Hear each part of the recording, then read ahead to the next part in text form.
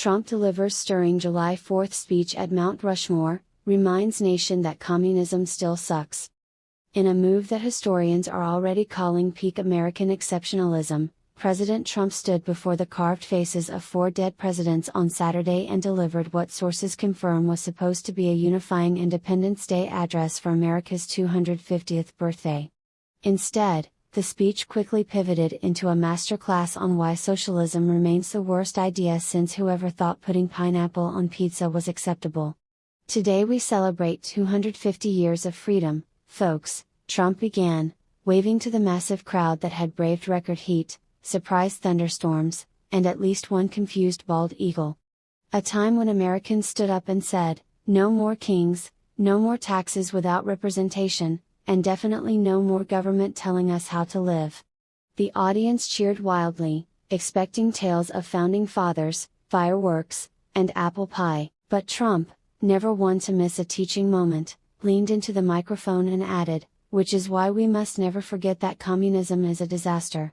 Total disaster. The worst. Believe me." At that point, the speech took a hard right turn, figuratively and literally.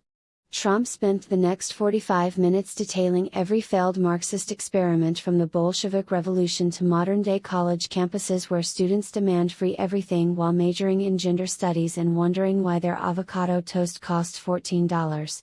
"Look at Venezuela," he continued, gesturing dramatically toward George Washington's stoic face as if the first president were nodding in agreement.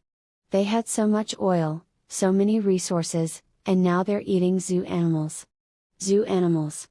Meanwhile, we're here with the biggest economy in the history of the world because we don't let bureaucrats decide how many hamburgers you can grill on the 4th of July.